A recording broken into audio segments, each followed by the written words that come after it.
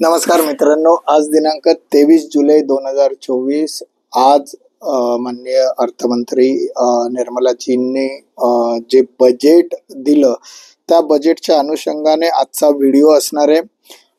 काल आपण माझा जॉर्जियातला व्हिडिओ बघितला. हेच त्याच्यातले अजून 2-3 व्हिडिओ आहेत ते कालांतराने आपल्याला देईल, कारण की आज बजेट हा हॉट टॉपिक आहे.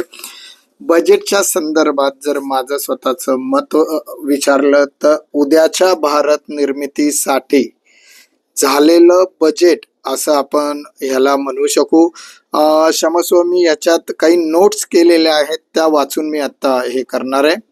कारण थोडक्यात जर सांगायचं झालं तर सर्वसमावेशक असं देशाच्या विकासाचं बजेट असं याला बोलू शकतो. कारण की आपण हे बजेट निर्मलाजींनी जरी 8 वेगवेगळ्या टप्प्यांमध्ये घेतलेलं असेल तरी माझं मत आहे की आपण बेसिकली 2 टप्प्यांमध्ये घेऊया.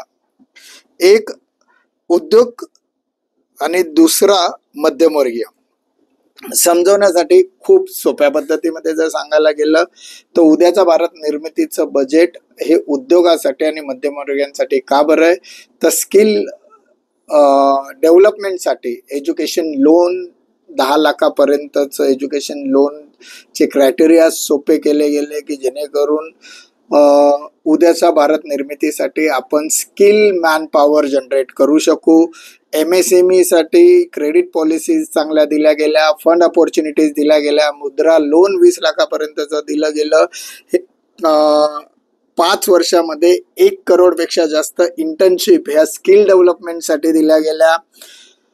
ह्या खूपच चांगल्या गोष्टी ह्या बजेटमध्ये इंडस्ट्री पॉइंट ऑफ व्ह्यू आल्या. जर जे सर्वसामान्य व्यक्तींसाठी जेव्हा आपण विचारात घेतो तर ते म्हणजे टॅक्सच्या पॉइंट ऑफ व्ह्यूने जर विचार केला तर कॅन्सर सारख्या दुर्धर आजारांवर काही मेडिसिन्सवर जे कस्टम ड्युटी होती, एक्सरेच्या फिल्म्स होत्या त्याच्यावर जी कस्टम ड्युटी होती ती रिलीज केली गेली. डिजिटल ट्रान्सफॉर्मेशनसाठी खूप चांगल्या पद्धतीमध्ये अनेक योजना आणल्या गेल्या आणि त्या योजनांची नावं पण खूप चांगले दिले गेले. PM स्वनिधी योजना असेल जी इंडस्ट्रीयल आणि स्मॉल स्केलसाठी, स्मॉल धारकांसाठी, स्टॉल धारक जे असतात आपल्याकडे त्या काही सिलेक्टेड सिटींसाठी PM स्वनिधी योजना असेल ती आणली गेली. NPSचा दायरा वाढवला गेला. NPS मध्ये अजून एक पॅरेंट्स आणि चाइल्डसाठी एक वसुधैव म्हणून एक योजना त्यांनी टाकलेली आहे. यासारख्या अनेक इंडस्ट्री सॅलरीड लोकांसाठी योजना आहेत. अनेकांना, आपल्या सगळ्यांना बजेट म्हटलं तर इन्कम टॅक्स स्लॅबमध्ये थोड्याफार फरक केलेला आहे. जी स्टँडर्ड डिडक्शन जे आपण 50,000 घेत होतो ते आता 75,000पर्यंत गेले आणि फॅमिली पेन्शन जी 15,000 होती ती 25,000पर्यंत गेलेली आहे. त्याबरोबर टॅक्स स्लॅबमध्ये थोडेसे मायनर चेंजेस केले. ते आता तुम्हाला व्हॉट्सअप युनिव्हर्सिटीवर सर्व अर्थतज्ञ त्या स्लॅब्स वगैरे बद्दल माहिती देतील. आपण शांततेत बोलू. ज्या गोष्टींवर कोणी बोलत नाही त्या गोष्टींवर आपण बोलू. म्हणून माझा आजच्या व्हिडिओमध्ये इन्कम टॅक्स मी कट करतोय.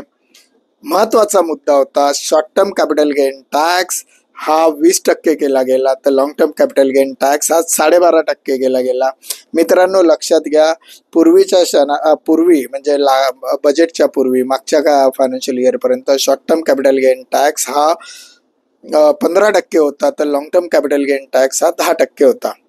म्हणजे जो 15 होता तो 5%ने वाढून 20 झाला, जो 10 होता तो 2.5%ने वाढून 12.5% झाला. याचा फायदा काय होणार आहे मित्रांनो? याचा खरा फायदा होणार आहे तो सरकारला. पण ह्या टॅक्सने आपल्यावर बर्डन किती? एक लक्षात घ्या, आजही भारतामध्ये 10 कोटी डीमॅट अकाउंट होल्डर्स आहेत. 145 कोटी देशामध्ये 10 कोटी डीमॅट अकाउंट होल्डर्स आहेत. त्याच्यामध्ये 5-6 कोटी लोक आहेत जे शेअर्समध्ये ट्रेड करतात. बाकीचे लोक शेअर्समध्ये ट्रेड करत नाहीत. तरी या टॅक्सवर आता बाजारात किंवा व्हॉट्सअपवर किंवा अनेक अर्थतज्ञ प्रचंड भाव करतील. मला नाही वाटत भाव करण्याची गरज आहे. ह्याचे 2 गोष्टी आहेत. जो माणूस अफोर्ड करतो इक्विटी मार्केटमध्ये डायरेक्ट इन्व्हेस्टमेंट, त्या माणसाचं उत्पन्न हे 10-15 लाख 20 लाखाच्या वरतीच असतो. 10-15 लाखाच्या वरती उत्पन्न असलेल्या व्यक्तीचा टॅक्स स्लॅब 30% येतो आणि त्याला 20% टॅक्स लागणार आहे, कॅपिटल गेन टॅक्स शॉर्ट टर्मसाठी. हा त्याच्यासाठी 10% फायदाच आहे. अर्थमंत्र्यांनी असं तर नाही केलं की तुमच्या इन्कममध्ये कॅपिटल गेन ॲड केला आणि तुमचा स्लॅब डायरेक्ट 30%वर नेला. Short term capital gain tax हा 12.5%च ठेवलेला आहे. कारण की जर तुम्ही 30%च्या टॅक्स बकेटमध्ये असेल तरी 12.5%च असणार आहे, जो आधी 10% होता. 2.5%चा ची वाढ झाली आहे. नॉर्मली ज्यावेळेस मला आठवतं म्युच्युअल फंडमध्ये 1%चा एक्झिट लोड लागला होता अथवा 10%चा जेव्हा short term capital gain tax लागला होता त्यावेळेस लोक म्हणायचे 1% अजून एक्झिट लोड लागला मला आणि विषय संपला. आता त्याच पद्धतीत विचार केला तर हा एक्झिट लोड 1.5% झालाय. इफेक्टिव्ह जर विचार केला, तुम्ही समजा 1 लाख रुपये इन्व्हेस्ट केलेले असतील म्युच्युअल फंड सारख्या इन्स्ट्रुमेंटमध्ये, 1 लाख रुपये इन्व्हेस्ट केले, 6 महिन्यामध्ये त्याचे 1,10,000 रुपये झाले आणि आता तुम्ही एक्झिट झाले तर तुम्हाला त्या 10,000वर 1,500 रुपये हा इन्कम टॅक्स पे करून 1,08,000 रुपये तुम्ही तुमच्या घरी घेऊन जाता. हा 1,500 रुपये टॅक्स हा 1 लाखाच्या हिशोबाने 1.5% झाला. आपण ह्या अँगलनी का बघत नाही? हे सर्व इन्स्ट्रुमेंटला झालंय. मग तो घर असेल, इक्विटी असतील, म्युच्युअल फंड्स असतील, या सगळ्या इन्स्ट्रुमेंटसाठी हा कॅपिटल गेन टॅक्स हा फिक्स ठेवला गेला आहे. त्यामुळे ह्या टॅक्सचं खूप मोठा भाव करण्याची गरज मला स्वतःला वाटत नाही. संपूर्ण बजेटच्या दृष्टिकोनातून जर विचार केला तर आता बजेटचा डॉक्युमेंट आला आहे, त्याला पूर्ण अभ्यास करणं गरजेचं आहे. आवास योजनेमध्ये चांगली ग्रोथ आहे, त्यामुळे रेंटल घरांच्या संदर्भात चांगले हे आहेत, पॉझिटिव्ह सिम्पटम्स आहेत. बजेटच्या संदर्भात येत्या 1-2 दिवसात अजून 1-2 व्हिडिओ नक्कीच करेल. अर्थशास्त्रज्ञ भरपूर आहेत, त्यांना सगळ्यांना माझ्या शुभेच्छा. चांगलं बजेट आहे एवढं मात्र माझ्या मध्यमवर्गीय बांधवांनी लक्षात ठेवावं. लक्षात घ्या, जेव्हा आर्थिक विकासाचा विचार करतो त्याच्यासाठी मी माझ्या आधीच्याही व्हिडिओजमध्ये बोललो होतो की जर भारताला 2047 पूर्वी विकसित राष्ट्र व्हायचं असेल तर भारताला मॅन्युफॅक्चरिंग मधला आपला GDP मधला स्टेक वाढवला पाहिजे आणि तो स्टेक वाढवणारं बजेट हे आजचं बजेट मला तरी वाटतोय. याचा सविस्तर वृत्तांत अजून 1-2 दिवसामध्ये आपण देऊच.